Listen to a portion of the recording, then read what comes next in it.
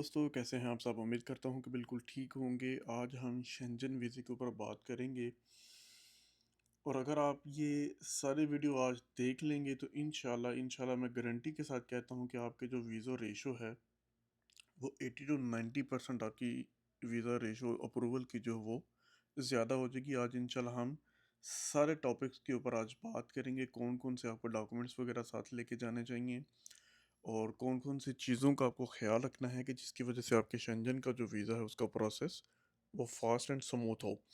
तो सबसे पहले हम बात करते हैं शेंजन वीज़ा जो है उसके अंदर 26 कंट्री जो हैं 26 कंट्रीज़ जो हैं वो इंक्लूडेड होते हैं।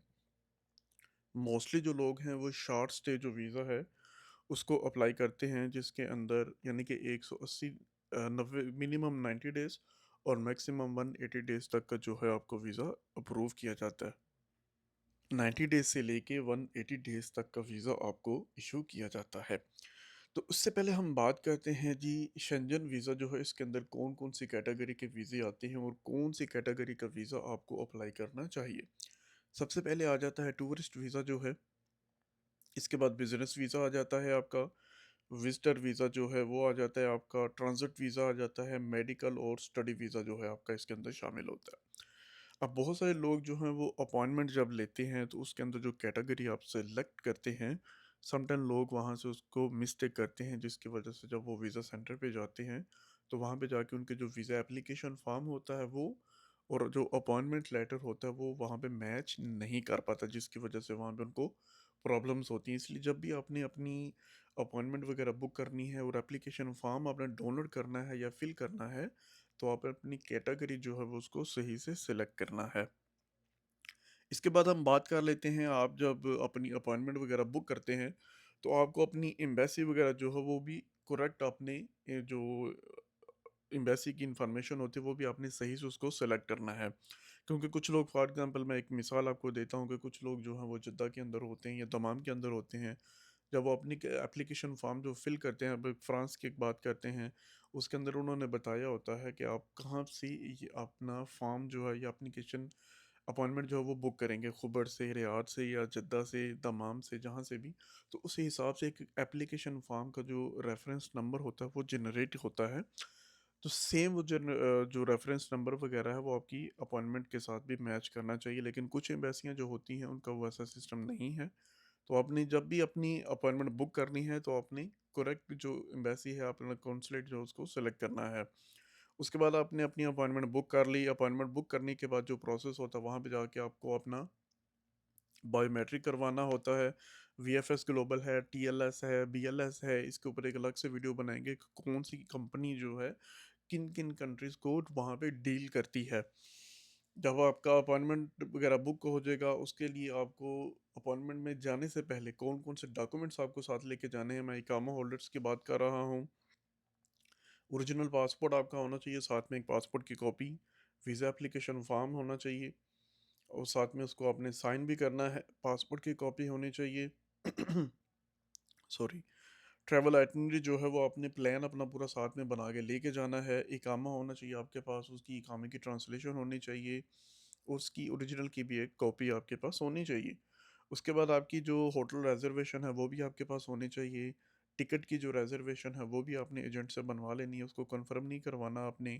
ट्रैवल इंश्योरेंस होनी चाहिए, मिनिमम 30,000 यूरोज़ की कवरेज होनी चाहिए और बैंक स्टेटमेंट आपकी लाज़मी होनी चाहिए और पे स्लिप्स जो हैं वो भी आपके पास लाज़मी होनी चाहिए।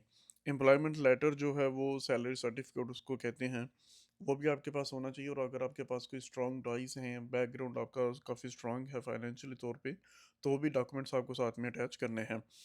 उसके बाद ये डॉक्यूमेंट सारे आपके हो जाएँगे तो मेक श्योर करना कि ये डॉक्यूमेंट्स आपके 30 दिन के अंदर-अंदर आपने बनवाए हों। 30 दिन से ज़्यादा होंगे तो उस कंडीशन के अंदर आपके एक्सेप्टेबल नहीं होते। जब आप अपनी अपॉइंटमेंट बुक करनी है के लिए आप अपनी बायोमेट्रिक के लिए जाएँगे, वीज़ा सेंटर के ऊपर, तो वहाँ पे आपको अपने बायोमेट्रिक वगैरह सबमिट करने हैं, उसके अंदर आपकी फ़ोटो वगैरह भी वहाँ पे ली जाती है और अपनी हार्ड कॉपी जो है वो भी साथ लेके जानी है सारी।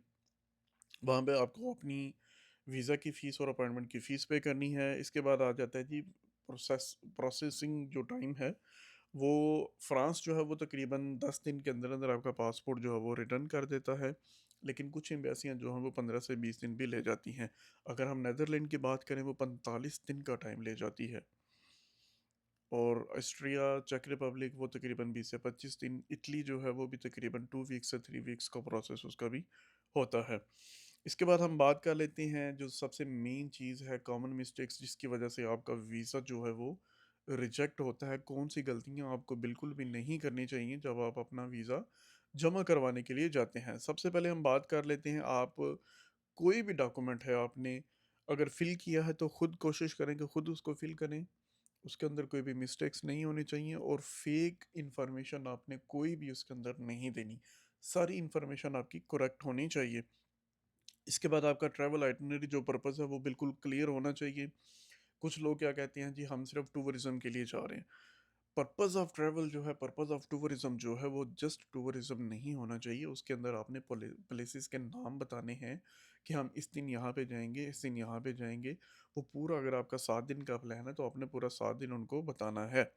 इसके बाद आपकी जो फाइनेंशियली मीन्स जो है वो आपकी बैंक स्टेटमेंट जो है वो 100% करेक्ट होनी चाहिए। आपकी सैलरी जो सेविंग्स हैं वो उसके अंदर होनी चाहिए।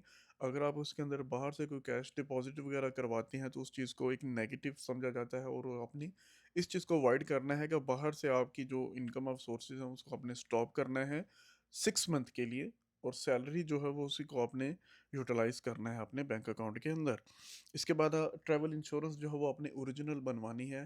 फेक या एडिट हो रही जो इंश्योरेंस है वो भी आपने बिल्कुल भी अपने साथ नहीं लेके जानी और ना ही सबमिट करवानी है। ये सबसे बड़ी रीज़न होती है, एम्बेसी कोई और डॉक्यूमेंट चेक करे या ना चेक करे लेकिन आपकी इंश्योरेंस जो है वो लाजमी चेक की जाती है। जी हाँ दोस्तों, इसके बाद हम बात कर लेते हैं, जब आप अपनी कवर लेटर वगैरह आप सबमिट करवाते हैं तो इसके अंदर आप अपनी जो स्ट्रॉन्ग टाइज हैं वो नहीं बताते, ना ही अपने जॉब के बारे में सही क्लैरिफाई करते हैं, जिसकी वजह से वीज़ा ऑफिसर को थोड़ा डाउट होता है और आपका वीज़ा जो है वो रिजेक्ट हो जाता है। हमेशा आपने जो है वो अपनी इंफॉर्मेशन सही कन्वे करनी है, करेक्ट इन्फॉर्मेशन देनी है। बेशक आपकी सैलरी थोड़ी है, बेशक आपकी बैंक स्टेटमेंट थोड़ी है, लेकिन डॉक्यूमेंट्स आपके ओरिजिनल होंगे तो वीज़ा आपको 100% मिलेगा। अगर आप उसके अंदर कोई भी हेर फेर करेंगे तो 100% मैं कहता हूँ कि आपका वीज़ा जो है वो रिजेक्ट हो जाएगा। इसके बाद आपका जो वीज़ा है उसके लिए जब आपको पासपोर्ट वगैरह रिसीव हो जाए तो उसके बाद आपका वीज़ा अप्रूव हुआ है या रिजेक्ट हुआ है वो बात की एक प्रोसेस हो जाता है। जब भी आपको पासपोर्ट रिसीव हो जाए वीज़ा लग के तो उसके अंदर आपने जो चीज़ें वो लाजमी चेक करनी हैं कि आपका जो वीज़ा है वो किस डेट से स्टार्ट हो रहा है।